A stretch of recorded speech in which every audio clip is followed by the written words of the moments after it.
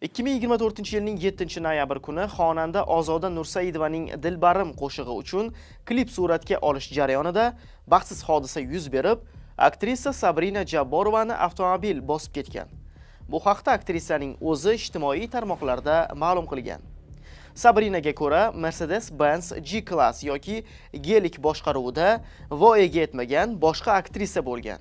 U ham klipda suratga tushayotgan bo'lgan. Voyaga yetmagan aktrisa operator va rejissyorning ko'rsatmasi bilan gaz pedalini bosgan, ammo o'sha paytda mashina boshqaruvini yo'qotgan. Mashinaning g'ildiraklari Sabrinaning ustidan 2 marta o'tib ketdi. Oldingi g'ildiragi butunlay uning ustidan o'tgan. Orqa g'ildiragi esa qizning ustida aylanib ketgan. Voqea natijasida Sabrinaning tos suyagi singan.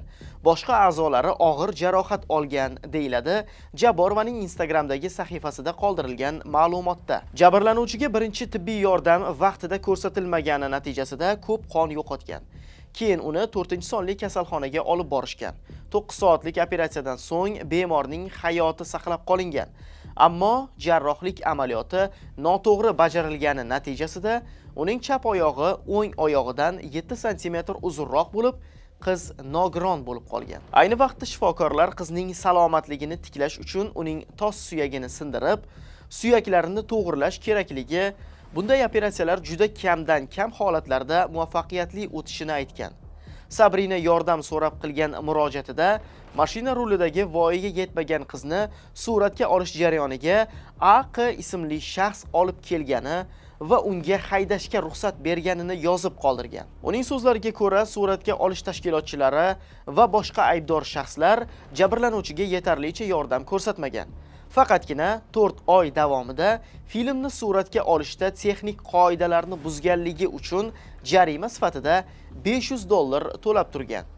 Jabrlanuvchining onasi Sabrinaning oyoqqa turishiga yordam so'raganida, u faqat quruq va'dalar va tahdidlarni olgan.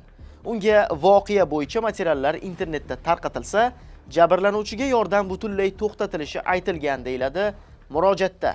Ma'lum bo'lishicha, ushbu hodisa bo'yicha ish sudga oshirilgan, lekin hali sud jarayoni boshlanmagan. Sabrina tergovchi unga ish materiallarini taqdim qilmaganini aytgan.